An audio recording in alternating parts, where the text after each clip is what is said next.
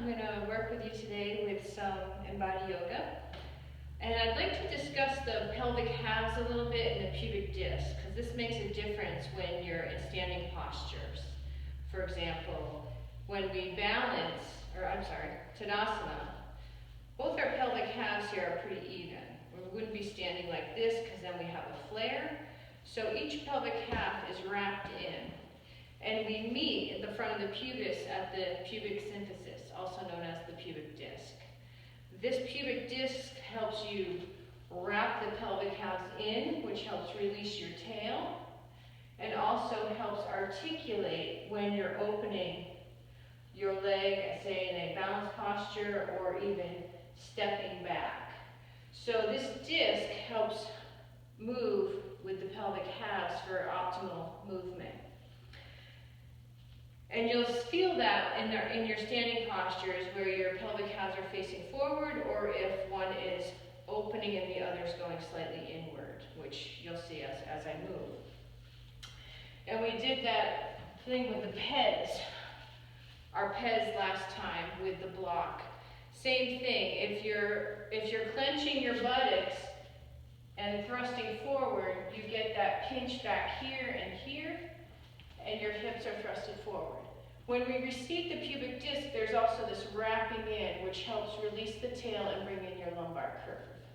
So you could probably see that for Tadasana, as opposed to something like this, where there's a drop and a collapse of the pelvic floor and in the pelvic halves. So this helps keep the head to tail and the tail free to also lengthen. And we'll use that in our postures. So we're going to start with the difference between high lunge and Vira 1. And you'll notice the difference in the pelvic halves. I'll start with stepping back with my right leg, as long as I'm still in this form here. So with Tadasana, you can bring your palms together and use your inhale to draw right leg up, and exhale, reach and step it back. As far back as long as your knee stays over your ankle, not forward. This would be high lunge. My ankle and heel are off the floor. I'm lengthening up through the torso and the head to tail. Now as I exhale into Virabhadrasana 1, I'm just going to bring my palms down to help with my balance. I'm going to articulate and open this pelvic half a little bit as I ground down through the ankle foot. This pelvic half stays scooped and forward. So you'll see there's an opening here in the pelvic floor. Inhale takes you right up to Vira 1 again. Exhale back to Vira 2, so you might even feel this opening widen a little bit to Vira 2. Now to come into Vira 3 from here, you're going to wrap that pelvic half right back in of the back leg.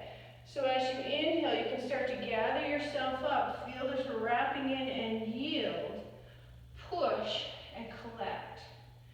If you're struggling with balance, you could do flying squirrel or keep going towards a Vira 3. But do push with your standing leg so you don't collapse into your hip. You've got to push to stay open here. Vira 3. And then as you exhale, you can even come right back down to Vira 1. Inhale. And exhale. Yield and push.